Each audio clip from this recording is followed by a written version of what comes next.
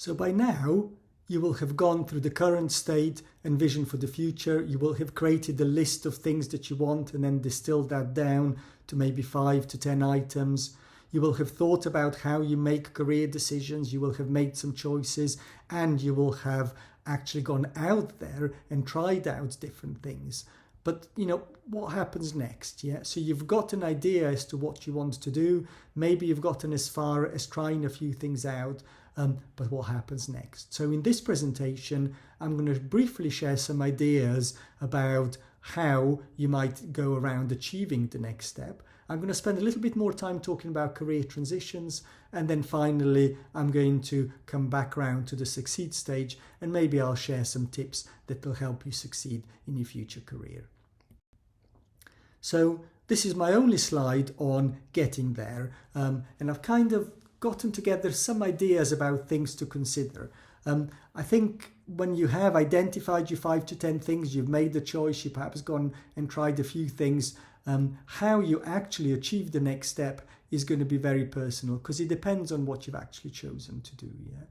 The generic tips from me would be network, network, network. So go out there and meet people that are doing that. So that might be doing job shadowing, it might be going to conferences, it might be on LinkedIn, joining Facebook groups, whatever, social media, reading groups, different things, yeah. So, but just go out there, meet people that are in that world, and then you can think, okay, is this for me? Are these people like me? Am I enjoying this kind of life? Am I enjoying this kind of practice? Yeah. Do some background research, do your reading, find out as much as you can about it. And again, go and do taster weeks or short courses. Maybe you can do some relatively low risk things. Yeah, I've talked before that it might be difficult to try and make a massive decision, but what are some of the small things that you can do that's easy, that's cheap, that allows you to research the option that you're pursuing? Yeah. Remember the importance of developing yourself, because you want to position yourself so that you are well placed in order to actually achieve, the next promotion and the next step. Some of the careers that you go to will be competitive, and it will mean having to be a competitive candidate. So, think up front about what do I need to do in order to be the kind of person that would succeed at that. Yeah. And it's often quite useful to try and make yourself unique or even indispensable. So what are your unique selling points? Yeah? How are you different to everybody else? Yeah? And again, the exercises that you did in the current state and the vision for the future, that might give you some idea as to the kind of stuff that you're really good at or where you are unique. And often it's useful to play to those kind of things, particularly at some of the more senior jobs. Of course, you might well go and apply for things and you might not get them. And, that happens to all of us. And you have to accept that that is how life is. But you then need to learn from that. What have you learned from the knockbacks that you've had? What will you do differently next time? Don't worry about being perfect. Life isn't about being perfect. Just go out there, put yourself out there, be prepared to fall flat on your face, but have a go at stuff. Just do stuff, try it out. And remember that success snowballs. And what I mean by that is that often if you do stuff well, people will keep coming back to you and people will keep asking you to do stuff. Yeah. So if you're good at stuff, if you do stuff to a high standard, people are going to come back, and people might ask you to do some fairly simple menial things that it might not be very exciting and it might be a lot of work. But if you're good at that, then people will keep coming back to you and people will give you more work. Yeah. And then, of course, the downside there is that people come and find you and ask you to do stuff. So, that might be a downside. But the plus side is there's more opportunities that come your way. Let's move on to transitions. And I've mentioned in the introduction that there's an assumption in our careers that one day you're going to wake up and you're going to be a fully qualified doctor. Or another day, you're going to wake up and all of a sudden you're going to be a fully qualified GP, or you're going to be a head of service. And the reality is that we don't just wake up one day with a new identity and a new skill set. We might have a new job title, but our identity and who we are, that doesn't change overnight. So what happens over time, the amount of old stuff that we do gradually reduces, and the amount of new stuff that we do gradually increases. So that means that in every transition, there are some endings. You have to let go of some stuff as well as beginnings. And often in the middle, there's a scary neutral zone. We've let go of the old stuff, but we haven't quite built up our new identity yet. So that means that we find ourselves in the middle where we're neither the old nor the new.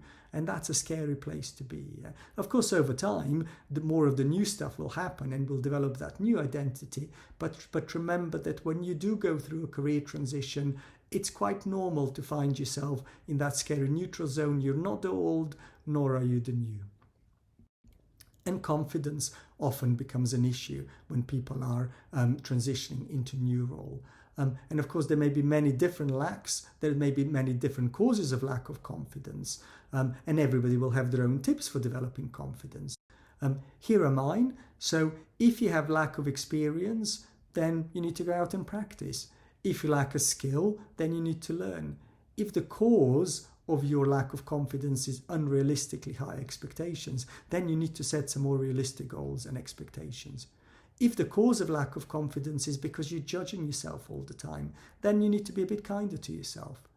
If the cause of lack of confidence is overwhelming fear of failure, then you need to remember that fear is normal and fear is your friend. Fear is something that's keeping you safe. So fear is a good thing, yeah?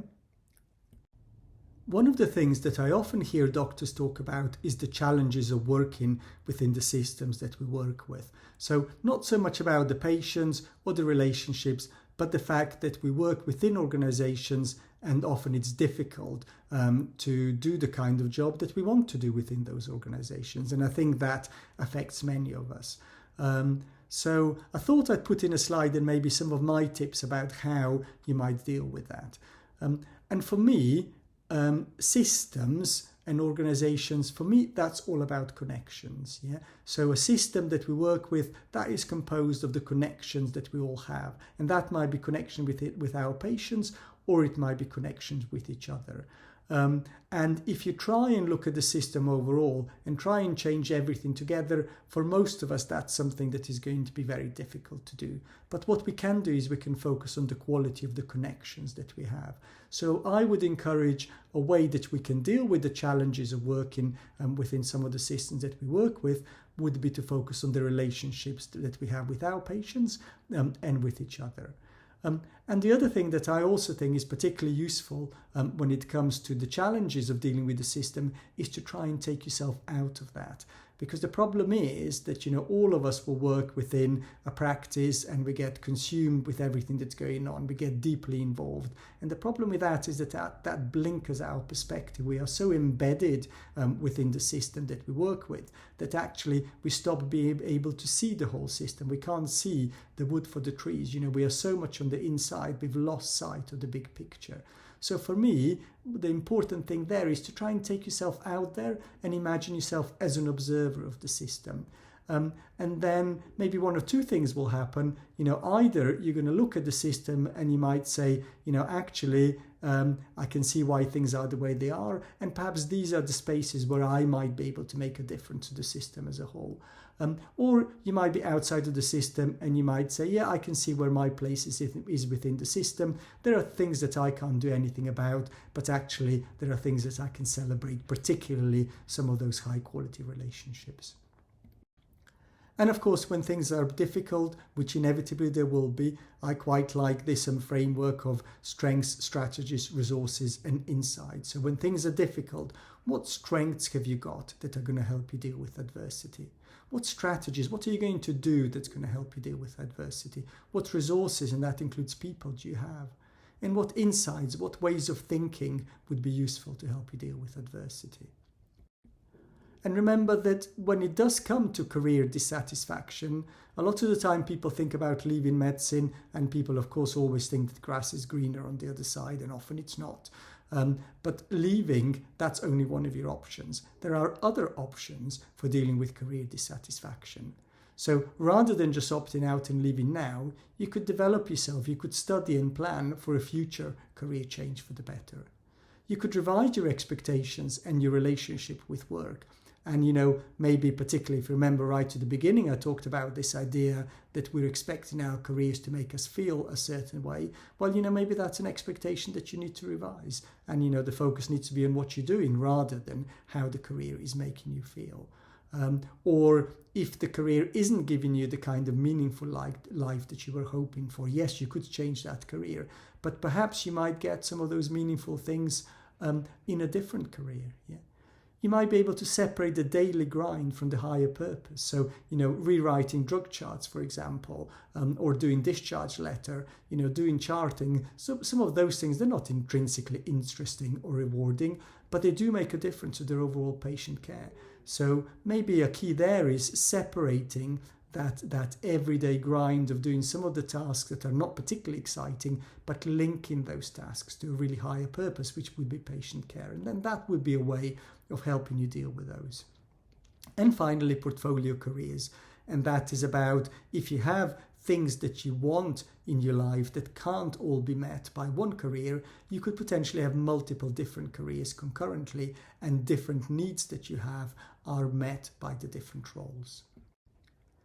Now, finally, if I move on to the succeed stage, I'm going to give you some of my personal tips here, because again, how you actually succeed in that role, that's a whole different topic altogether. Maybe that's going to be my next course.